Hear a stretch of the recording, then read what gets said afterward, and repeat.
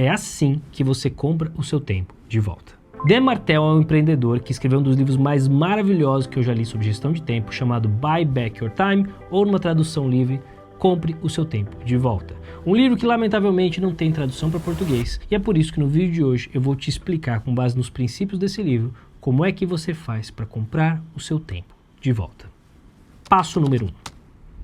Segundo Dan Martell, a lógica da produtividade está na ideia de que o seu tempo precisa ser dedicado a atividades de o mais alto valor possível, e essa é a coisa mais produtiva que você pode fazer. O que pode não ser uma razão óbvia à primeira vista, mas é uma coisa muito bem fundamentada. Porque vamos dizer que você ganhe R$100 por hora.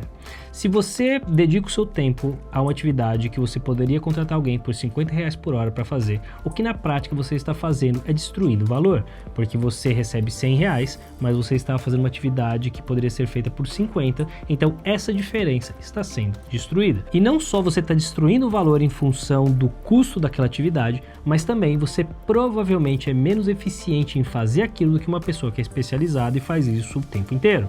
Então você destrói valor no custo, você destrói valor na eficiência e você destrói valor na sua sanidade mental que você está jogando pela janela, fazendo atividades que você não queria estar fazendo. E é por isso que quando você foca o seu tempo em fazer atividades sempre de maior valor e delegar as atividades de mais baixo valor, você consegue ter um negócio mais rentável e uma vida mais feliz. E é justamente por isso que o primeiro passo é você compreender de forma clara quanto é que você ganha. Se você é uma pessoa CLT, isso é muito fácil de fazer. Você pega o seu salário, divide pelo número de horas e você sabe exatamente quanto você ganha por hora.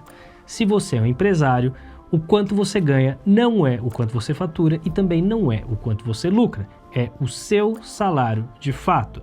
Você pode incluir os dividendos distribuídos, mas lucro também tem as reservas que vão ser guardadas. Se você está distribuindo absolutamente tudo, você está fazendo uma cagada. Então, faça o favor de você ter uma estrutura financeira clara para você entender quanto é que você pode distribuir, quanto é que você pode se pagar, e a partir do número que você se paga de fato, de forma adequada, você olha e você começa aí sim no passo número 2. Agora que você sabe o quanto você ganha, está na hora de você olhar para suas atividades. Pega uma folha de papel, escreve todas as coisas que você tem que fazer na sua vida e você começa a se perguntar: quais dessas coisas podem ser delegadas por menos do que eu ganho? E aqui a gente tem duas perspectivas diferentes. Numa perspectiva pessoal, o que a gente faz aqui em casa, por exemplo, é a questão da cozinha. Eu, apesar de gostar de cozinhar, eu não estava feliz com a quantidade de tempo que eu colocava nisso, e a minha esposa também não curte muito fazer isso. Então o que nós fizemos, a gente contratou um serviço de uma pessoa que vem aqui cozinhar.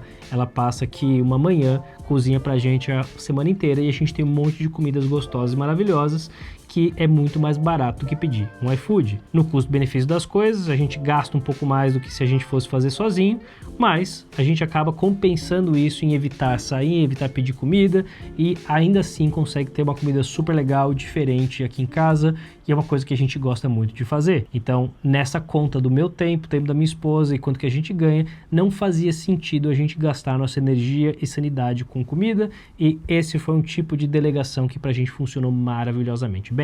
De uma perspectiva empresa, você pode olhar para isso pela ordem de atividades. Em geral, você vai ter atividades as mais fáceis de delegar, que são as atividades administrativas. Coisas do tipo agendar compromisso, emissão de nota, coisas que são bem administrativas e não têm um valor agregado particularmente alto para o negócio, e em geral você consegue terceirizar valores bem baixos, especialmente se você pega algum tipo de contratante PJ, um escritório, alguém que consegue tocar múltiplos clientes ao mesmo tempo. Isso vai fazer com que você elimine essas tarefas de maneira super simples. A segunda categoria de terceirização é as atividades de entrega. Tudo aquilo que você puder delegar em termos de entrega vai ajudar você a ter mais tempo. Então, se você, por exemplo, trabalha com algum tipo de delivery, você consegue entender de uma forma clara o quanto não faz sentido você parar o seu tempo para entregar a parada. É um pouco da mesma ideia. Tudo que você puder terceirizar em termos de entrega de produto, criação de produto, é uma coisa que em geral você consegue alavancar muito bem. O terceiro tipo de atividade são as atividades de marketing, coisas do tipo geração de leads, criativos, copywriting. Várias dessas coisas podem ser delegadas, talvez não na integralidade, como é o próprio caso que eu tenho, em que eu crio conteúdo, depende da minha cara, mas muitas dessas atividades podem ser delegadas e eliminar isso do meu tempo. O quarto nível de atividades são as atividades de vendas. E é mais difícil você delegar vendas porque as vendas têm um impacto muito relevante no resultado do negócio. Então é mais fácil você delegar as outras coisas do que vendas, mas em algum momento, por mais que você seja o melhor vendedor do negócio, isso precisa ser delegado, porque senão você não vai ter tempo para focar no resto. O que me leva ao quinto nível, que é a liderança, e aqui é o nível da liberdade. Se você chega no momento em que você consegue delegar a liderança do seu negócio, esse é o momento em que você está livre para ter quantas empresas você quiser. O que me leva ao passo número 3. Uma vez que você identificou de forma clara quais são as atividades que você vai delegar nesse momento, você faz isso, pega a diferença do seu tempo e você reinveste no negócio, usando o seu novo tempo livre para focar nas atividades de mais alto valor, aquelas que vão ajudar você a chegar no próximo patamar. E talvez não seja óbvio para você que atividades exatamente são essas. E uma pergunta que me ajudou muito a responder essa pergunta veio do livro 10x é mais fácil que 2x. Um livro que explora em alguma medida o princípio do Pareto de uma forma mais prática. Eu já tinha ouvido várias vezes que você precisa procurar o Pareto, no 80-20, aquele 20% de esforço que vai te trazer 80% do resultado. O que parece muito bom, mas é uma pergunta puta difícil de responder. Cara, qual é 80-20? Sei lá, não consigo nem imaginar. E aí você lê o livro do Gary Keller, A Única Coisa, e vai dizer qual é a única coisa que se você fizer vai tornar todo o resto mais fácil ou desnecessário. Que beleza, é melhor que nada, mas ainda assim é uma pergunta difícil de responder. E esse livro para mim virou o jogo. Porque a pergunta que ele faz é o seguinte: se eu quisesse ter 10 vezes mais resultado, o que é que eu teria que fazer? Então, por exemplo, eu tenho um mentorado que tem uma franquia. E quando eu pergunto para ele o que você tem que fazer para ter 10 vezes mais resultado que você tem hoje, a resposta é óbvia. Com uma franquia só, não dá, não tem como. Não tem como eu fazer essa franquia aqui faturar 10 vezes mais do que ela fatura.